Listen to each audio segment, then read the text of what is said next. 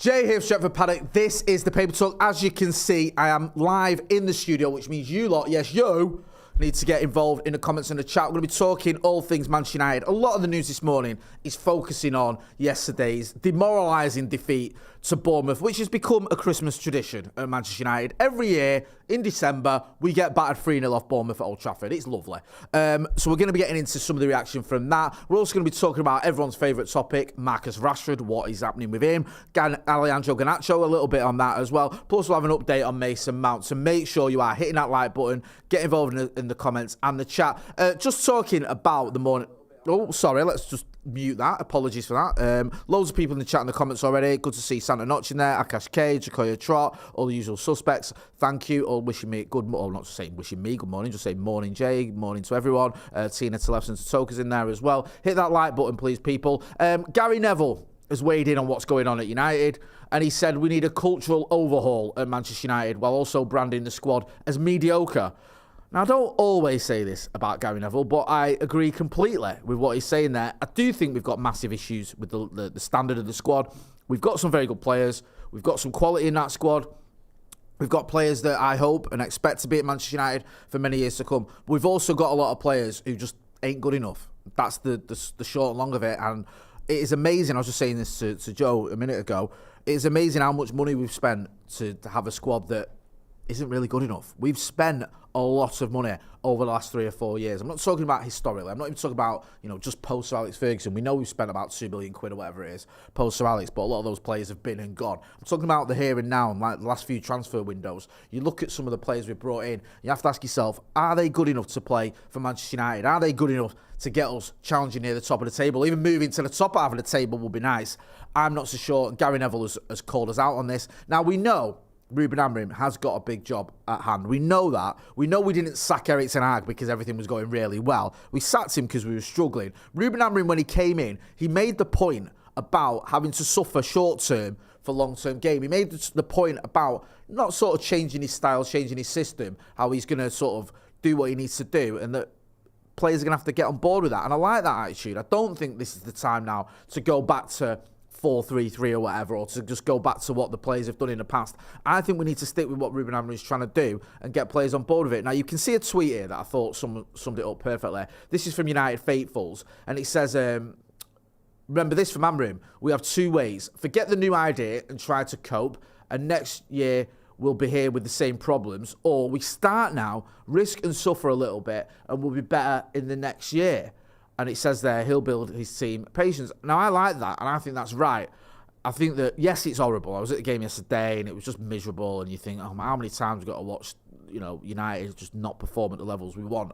But I do think it's better to get the players on board now with what you're trying to do, see who can do it, and then move on the ones that can't. Joe's with me. He's got a camera on him. Joe, just a quick one, because me and you haven't had a chance to speak about yesterday's game and to get your reaction as well and to some of the thoughts that have been shared. Gary Neville says the team's mediocre. He says that we need a cultural reset.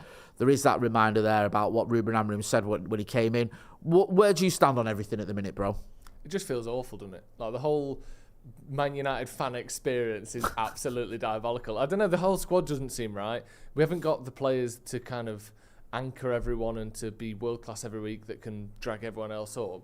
It does feel like they're learning the new system. I don't know. I don't feel completely down. I do think that whilst we're obviously not good enough, that we make chances more consistently. We have sort of positive signs since Amorim arrived. It's just like a lack of quality. And even players like Mazraoui, who have been so good this season, give a goal away, and that it's basically the end of the game at 2-0. So I just think that there's silly mistakes happening, but the fact that we keep sort of making more chances than the opposition, limiting what they're doing, hopefully that will lead us to win games. And when you get better players in doing those things as well, we'll win more than we lose. But at the minute, it's almost like farcical how we find ways to not just lose games, but get battered in games where the stats would tell you that we were the better team. And for most of that game yesterday, I thought we were the better team. And not only did we lose, we got pummeled at home again by a team that's quite good, but not really much more than that. It's mad. Akash K in the super chat makes a good point. I agree with everything you've said, by the way. I'll start worrying when we lose Joe Smith. When we lose Joe Smith, we're done, yeah? As a club. Fold the club. When he loses faith, that it's over. Yeah. I catch cases. I was in the Stretford end yesterday. I was shocked at how bad passing into feet and the first touches were. I agree with this. Sorry to say this, Jay, but the culture and environment is still not right. Merry Christmas, by the way. Thank you. I agree with all that. I was I'm on the corner next to the Stretford end, and yeah, I thought a lot of the passing was poor from players that are decent. There's been a little bit of overreaction in some quarters to certain players, but I think a lot of the players were up to standard, and some of the players you might argue aren't good enough. And I agree with that. And you know what annoys me about this as well? We can't even celebrate, Joe, City being rubbish. No. I did it on Saturday afternoon, but I can't even revel in it because every time City lose, we go and lose as well. And it's like City are terrible, but we're worse. Well, aren't they like 8 points ahead of us in the league? 8 places ahead of us in the league. Yeah. So it's like, yeah, they're terrible. They're the worst they've ever been. We're literally closer to relegation than the odds top 4. Cool. Cheers, City. It's like we're determined no matter what to finish below City. We must finish below City. Yeah. That is like the rules. Yeah, it wasn't good enough. It's not just on the pitch as well that things are terrible. Off the pitch, Ruben Amorim was given a press conference and then the roof started leaking, which you can see. I think you see it there. I mean, I don't like to be melodramatic, yeah, but the club is in a complete and utter shambles at the minute, isn't it? I mean, there was queues of people getting in. Loads of people got in and missed kick-off because there was, like, I think K-Stand, there was a particular issue when you're trying to get into the ground, even then you got there on time. We've got leaks in the roof. We're getting battered off Bournemouth every year. I mean, Jesus wept. It's hard to stay positive over this festive period, isn't it? There's a lot going wrong. And talk about going wrong as well. One player who's really going through it, Mason Mount. We did a tweet on Paddock this morning, United menace who's very reliable when it comes to injury news and stuff like that. And he is a United fan as well. I've spoken to him a few times. He said it's looking like Mason Mount is going to take 10 weeks. What? Yeah, we did a tweet. I was glad to see you read our Twitter. Sorry, I was setting the news up. Sorry. Yeah, looks like around 10 weeks. And that's not just some random Twitter account saying that. That's a guy that I've spoken to, and I know he's very reliable. It's looking like around 10 weeks before Mason Mount is back playing for Manchester United, or it could be around 10 weeks for him before he's back playing for Manchester United. Where's that take you to? My maths is terrible. What's that, Joe? Is that March? February? You're looking at 1, 2, 3, 4. We're just doing the maths. Quick maths. Mid-Feb. Mid-Feb. Yeah. So mid-Feb, and then you've got to come back, get match fit, and then you've got to get back into the team, and then you've got to hope you don't get another injury because Mason Mount's body keeps letting him down. I'm getting towards the point where now I just think the Mason Mount, I don't want to call it an experiment, that sounds harsh. The Mason Mount transfer hasn't worked. It hasn't. And it's not the kid's fault. He doesn't want to get injured. And I don't think he's particularly doing anything wrong. It's not like he's out partying or putting his body on the line where he shouldn't. It's just not worked. And I think unless he does something unbelievable from mid-February to end of the season, I think it might be one of those where we have to just sort of say this didn't work out, unfortunately. It is sad to say. Jacoya Trot says Mount is having some Luke Shaw level luck with injuries. Yeah, I agree. Chris Griffith says bigger flop than Anthony, at least he's available. I understand your point, and I think, has this been a successful transfer? No. Should we have made that transfer? Probably not. But it's not his fault in a way. If it's injuries, I don't necessarily blame the player. I don't think you go, well, Mason Mount needs to fix up. Well, what? He needs to fix his own hamstring. Like, it's just bad luck. People don't like to talk about luck in football, but Mason Mount, he's been desperately unlucky. But that doesn't change the fact that this hasn't been a successful transfer. And I'd be surprised if the manager sort of keeps faith in him next season. The manager might be like, look, I can't rely on this guy. It's that curse of the number 7 shirt. And let me know what you think. Get involved in the chat and the comments. Mohamed Atif says, thoughts on Mainu. I saw Mainu getting some stick yesterday. I'll be honest with you. I left Old Trafford and I didn't have Kobbie Mainu in my mind one way or the other. And there was players that I did have in my mind as not being good enough yesterday. I thought Kobbie Mainu was fine. I was surprised he got so much grief from certain quarters. You know, people may disagree. I don't think he had an amazing game by any stretch of the imagination, but I don't think he was nearly as bad as some people were claiming. And I was surprised to see him getting a little bit of stick on social media. Yeah, I don't think Kobbie Mainu is an issue at Manchester United. I think some of the money we've spent on players that are nowhere near good enough. Joe, your thoughts quickly on Kobbie Mainu and the reaction? I thought he played well.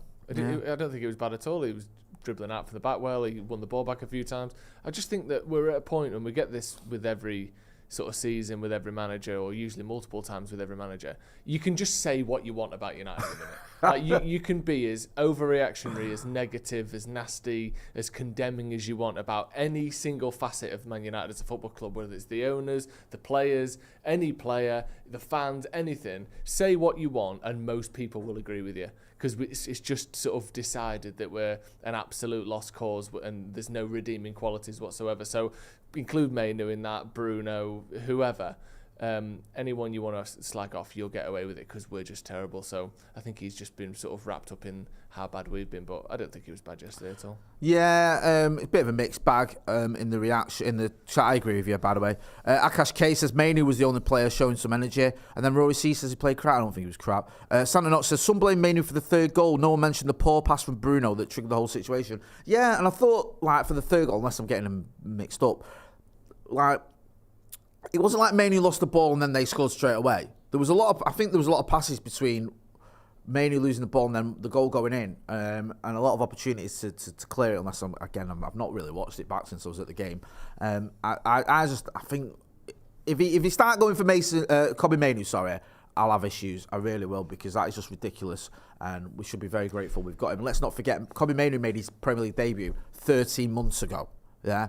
He cost nothing. He's come into this squad as a teenager. He's been phenomenal pretty much the entire time he's played for us. And you've got 150 million quid sat on the bench not even getting a game, not because they're being rested, but because they ain't good enough. That's where the issues like Manchester United, the amount of money we have wasted on players who are either winding down their career or are nowhere near the levels you need to get challenging at the top of the Premier League, is ridiculous. Let's talk about Alejandro Garnacho and Marcus Rashford. Garnacho had a brutal reality check after Man United transfer request. This is in the Mirror. The short and long of this is that his people reached out to Barcelona, but is it Hansi Flick doesn't want him. Barcelona not really interested, I think, is the crux of this piece here in the Mirror. Garnacho is a funny one. He came on yesterday, didn't have the best of games. It feels like he's getting a lot of stick off the fans as well. Not stick, but you know, one of those where it's like, oh, and you can almost feel it, like when he gets, and then, you know, everyone's sort of not screaming abuse at him, but there's just that sort of atmosphere of fed upness, if I can say that, when he doesn't sort of deliver. I don't think it's great at the minute for Alejandro Garnacho. There's all these rumours and speculation flying around with him not getting on with certain members of the squad, and him and the manager not quite getting on. And I think it's been sort of, not ignored, that'd be an absolute ludicrous thing to say, but it hasn't been given the attention that it might have done, because more attention is going on Marcus Rashford, who's no longer even in the squad and hasn't been for the last 3 games. But there's still something going on with Alejandro Garnacho that isn't quite right. Barcelona doesn't look like an option for him. However, for Marcus Rashford, it does look like it could be an option. There's an article in the Evening News here that's saying Man United transfer latest, a surprise new home for Man United star Tips. It goes on to say in that article that the favourites to sign him, we did a thing on Paddock Live the other night where the favourites to sign him were PSG, and I think the favourites to sign him now at the minute are Barcelona, and I think the odds when I checked this morning were around 9-4. That's not bad. That's like edging towards this is getting likely to happen. I know 9-4 isn't likely, but that's not ludicrous. It's not like an outside bet. That's like, at the moment, if he was to go anywhere, he's probably going to go to Barcelona. Could they use him? Yeah, I've been sort of following a few people that watch Barcelona and write about Barcelona and make content on Barcelona, and they're saying they could probably do with him. It depends what version of Marcus Rashford you get. If you get the version of Marcus Rashford that looks like he doesn't want to play football anymore and doesn't really turn up, then obviously no, Barcelona aren't going to want him. But if you get a version of of Marcus Rashford, that can terrorise defences, that can score your goals, that can run at fullbacks, then yeah, they probably would have him. Let me know what you think. Get involved in the chat in the comments. Hit that like button, people. Brett Riverboat 1 says, why is no one mentioning the unneeded rotation by the manager? I still think the manager's doing this thing of seeing what players he can rely on, seeing what players he can use, seeing how they fit in. He's not quite, but almost, this is like a pre-season for him. I get it. There's certain decisions he's made that I don't completely agree with, but I understand where he's coming from. So, you have to sort of just give this manager a bit of time and patience, which is what he called for. And it seems insane that we're talking about this 5 weeks into his tenure or whatever it's been. Ruben Arias says, Barcelona have worked out a payment plan for Rashford, £1 a week for 300 years. That sounds like a Barcelona thing. When we spoke to Jamie Jackson the other day, I know he's not flavour of the month at the minute with all United fans after what his tweet about Kobe Mainoo, but he was talking about the fact that maybe United's option with Marcus Rashford would be to loan him out and to do what we've done in the past with the likes of Jadon Sancho, the likes of Alexis Sanchez, where we pay a chunk of his wages because he's on 365k a week, I think. That could happen with Barcelona where they eat up some of his wages. United take a hit on the rest of it. He goes to Barcelona, hopefully does well, and whether that means he gets a permanent move there or somewhere else, we'll have to wait and see. I'm going to leave it there. Thanks for everyone who got involved in the chat and the comments. Thank you to everyone who supported Stretford Paddock over this year. We've got some more videos coming between now and the next game. I think the next game who we got on Boxing Day? I've already forgotten. I just looked it up as well. No one's cared to look because we just can't bear it. We can't bear it. That is, do you know what? We've stopped looking at the table and we've stopped looking at fixtures. Wolves, remember when we used to play Wolves every week? We'll play Wolves on Boxing Day. There's something to look forward to.